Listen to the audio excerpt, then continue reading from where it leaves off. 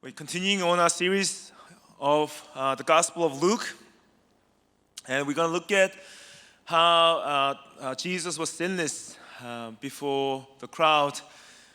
The reason we're looking at the sinlessness of Jesus Christ is because out of all the Gospels, Luke emphasizes how Jesus they had found no guilt in Jesus.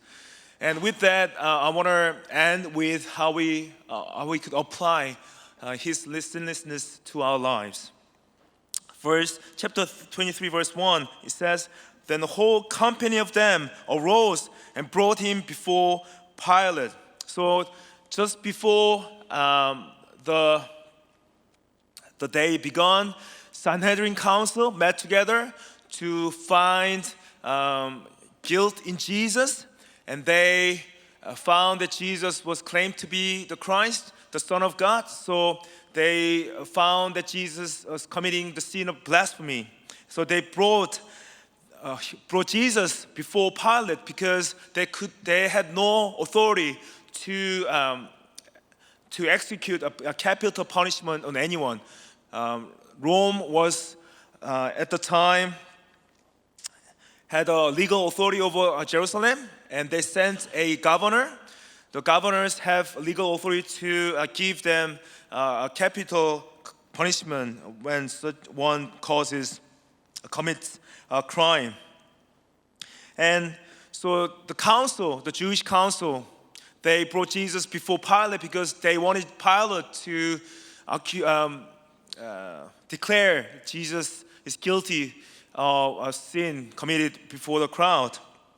Here, verse 2, it says, "They began to accuse him, saying, 'We found this man misleading our nation, forbidding us to give tribute to Caesar, and saying that he himself is Christ, a king.'" So there, before Pilate, Sanhedrin Council lays down three accusations against Jesus. The first one, they're saying that Jesus misled the nation.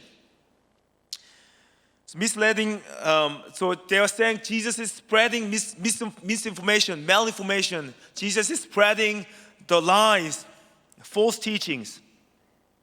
But this was purely a lie because Jesus did not mislead his people who are following him. Instead, Jesus was teaching them the truth. He was leading them to righteousness. He was leading them to God, but they were accusing Jesus of misleading his people. Second accusation was about forbidding them to give tribute to Caesar. And this also was a lie. As we all know, when Jesus had dispute with them in the temple just a few days ago, Jesus told them, "Render to Caesar the things that are Caesar's." So Jesus says, you give to God what belongs to God, but you give to Caesar what belongs to Caesar, and he showed them the coin that the Caesar's face is on. So it was clearly a lie that they were accusing Jesus not to pay tribute to Caesar. The third accusation, they are saying Jesus was claimed to be a king, a Christ king. And as we all know, Jesus did claim that he is Messiah. He is the Son of God. And he claimed that he is king. The way the council members accusing Jesus was that they were accusing him of being a political Messiah, not a spiritual one. But Jesus repeatedly taught them that he didn't come as a political Messiah, but he came as a spiritual Messiah. But as we all know and saw, that even his disciples still wanted to treat Jesus as a political Messiah, not as a spiritual one. And Sanhedrin Council, the Jewish council, knew that Jesus wasn't claimed to be a political king, but they knew that Jesus claimed to be a spiritual king. But they're still lying to make sure to get rid of him so they could keep their power and authority over the Jews. And if you look at verse 3 here, the Pilate asked Jesus, "Are you the king of the Jews?" And Jesus answered him, "You have said so." So Pilate is acting as a judge here, and before the court of the Rome, it is interesting, he didn't ask about the first and second accusation. He didn't ask Jesus, are you leading them to falsehood? Are you leading your people to misinformation? Are you teaching them not to pay tribute to Caesar? He didn't ask those questions, but he actually asked him the last question. Are you claimed to be a king? Are you the king of the Jews? So Pilate suspects that the real issue here is not the political one, but the religious one. And Jesus answered that, yeah, I am. You have said so. I am the king of the Jews. So you see, admitting that their third accusation is the correct one. And based on the Gospel of John, we know that Jesus explained to Pilate more in detail. He wasn't claimed to be the political king, but he was claimed to be the heavenly king. John chapter 18, verse 36, Jesus answered, my kingdom is not of this world. If my kingdom were of this world, my servants would have been fighting, but that I might not be delivered over to the Jews. But my kingdom is not from this world. He clearly explained to Pilate, I am the king of the Jews. I am the spiritual king. I am actually not from this world. I am from above. My kingship is heavenly and divine one. And Pilate knew this was the religious issue. That's why, verse 4, he says, then Pilate said to chief priests and the crowds, I find no guilt in this man. I find no guilt in this man. Because he's claimed to be the king of the Jews, but not of this political realm, but one from above, one from heaven. So that's why he claimed that I find no guilt. I want you to deal with your religious issues by yourselves. Verse 5, but when they were urgent, saying, he stirs up the people, teaching throughout all Judea, from Galilee even to this place. And as we know, the Pharisees and Sadducees gathered the crowd to manipulate the outcome of the trial. So they did not accept the ruling of Pilate. The crowd was controlled by the religious leaders, the chief priest and the high council. So verse 6, when Pilate heard this, he asked whether this man was a Galilean. And when he learned that he belonged to Herod's jurisdiction, he sent him over to Herod, who was himself in Jerusalem at the time. So Herod, the tetrarch, the king, Herod Antipas, so he was given authority from Rome to rule over Galilee. So Galilee was the region north of Jerusalem. So Roman Governor Pilate had the jurisdiction over the Jerusalem city and Judea, but Galilee was ruled by Herod the tetrarch, Herod Antipas. So the reason Pilate was sending Jesus over to Herod was that he found in awkward situation. He didn't want to rule based on religious reasons. So he wanted to toss Jesus over to Herod. Herod was famous for his violent and evil ways. He was the one who killed John the Baptist. And the reason he killed John the Baptist was that because he took his brother's wife as his own wife. And John the Baptist called him out. You shouldn't do that. You shouldn't take your brother's wife and take your own. And Herodias, who was the wife of his brother, conspired Herod to kill John the Baptist. And people looked up to John the Baptist, and John the Baptist was looked up as a prophet from God. But people knew that Herod killed John the Baptist, and then they were not happy about it. And at the time, Jesus became famous, and people saw him as resurrected John the Baptist. And that's why Herod was glad to see Jesus, Verse 8, when Herod saw Jesus, he was very glad, for he had long desired to see Jesus because he had heard about him and he was hoping to see some sign done by him. The very reason Herod wanted to see Jesus was he heard of Jesus performing many miracles, healing people, feeding people, raising people from dead, and he heard about him, and now he want to see the performance live. So that's why he was glad. In verse 9, so he questioned Jesus at some length, but Jesus made no answer. The chief priests and scribes stood by vehemently accusing Jesus. So Jesus knew how wicked Herod was, how violent Herod was, and his intention was to see Jesus performing miracles. And John the Baptist was murdered by Herod even.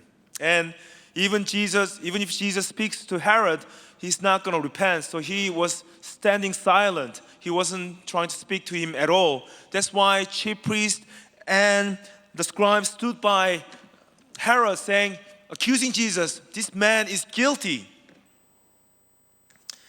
But he didn't say anything. And verse 11, Herod with his soldiers treated him with contempt and mocked him. Then arraying him in splendid clothing, he sent him back to Pilate.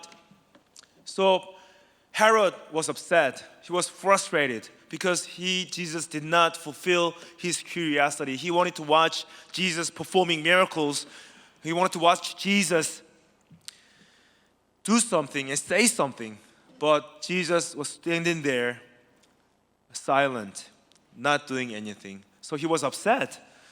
He was frustrated. That's why he started to mock him and put on a splendid clothing, like mocking him as a king. And he sent him back to Pilate. And verse 12, Herod and Pilate became friends with each other that very day. They became friends. It doesn't mean that they became like brothers or close friends, but what it means is that they made the same decision. The same decision was that Herod himself even find Jesus not guilty. He could not find any guilt in Jesus. So he sent him back to Pilate. Verse 13, Pilate then called together chief priests and the rulers and the people. Pilate is gathering everyone, not only the council members, but all the crowds, because he wanted to declare the final verdict on Jesus. So he found no guilt, even so he could not release Jesus because of the political alliances he had with the Jewish council. Because he wanted to maintain good relationship with them.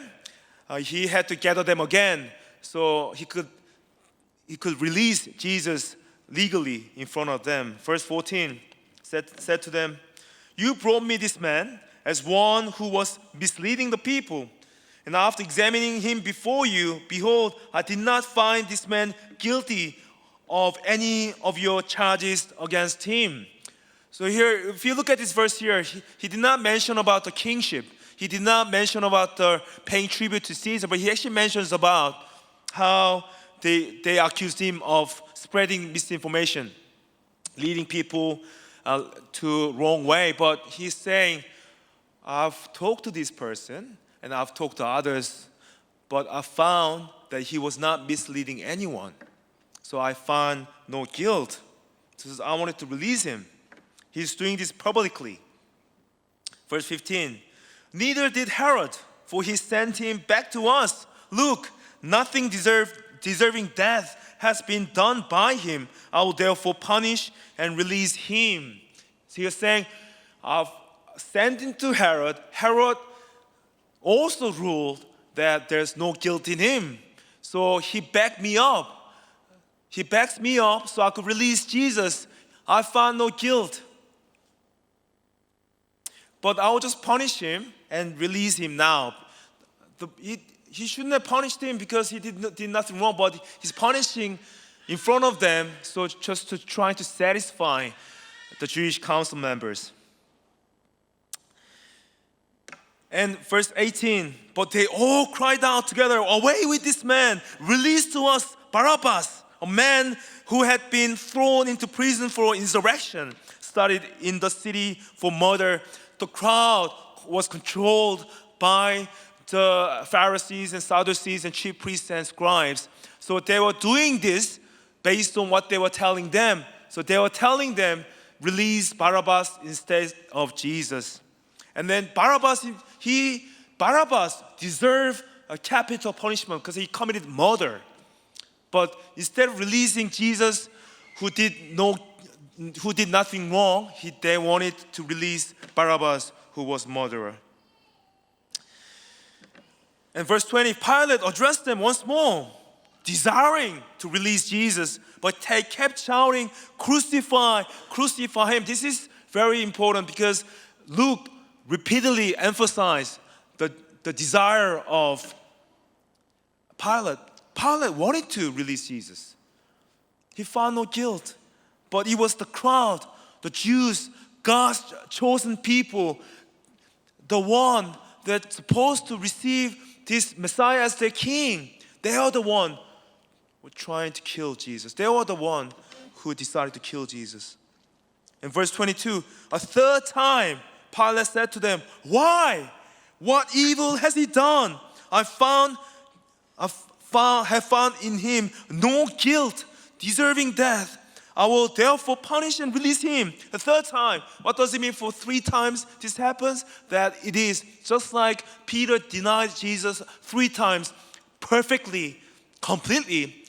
Pilate's claiming that that he found no guilt in Jesus perfectly and completely. But third time he asked them, why? What evil has he done?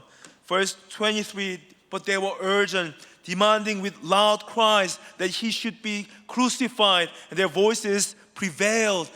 The crowd went out of control. They lost their rationality. They were not listening to Pilate. This is like a people who are just became a one big plea against Jesus. And Pilate ended up listening to the crowd because he somehow realized that this will turn into a very bad situation for himself. So instead of stood by the truth, he took the crowd's demand. Verse 24, Pilate decided that their demand should be granted. He released the man who had been thrown into prison for insurrection and murder, for whom they asked, but he delivered Jesus over to their will. And because of his decision, he's forever mocked in our prayers. Right? We were still talking about him, he made the wrong decision. So Luke is the one out of all the synoptic gospels, Matthew, Mark, and Luke, he's the one emphasizes that Pilate declared Jesus not guilty 3 times. What does it mean for us? What does it mean that Jesus is sinless? That Jesus had no sin in him? There are many reasons, but I'm going to lay down 3 main reasons for you. First one, his sinlessness is essential for our salvation. It is very important that he was sinless. 2 Corinthians chapter 5, verse 21.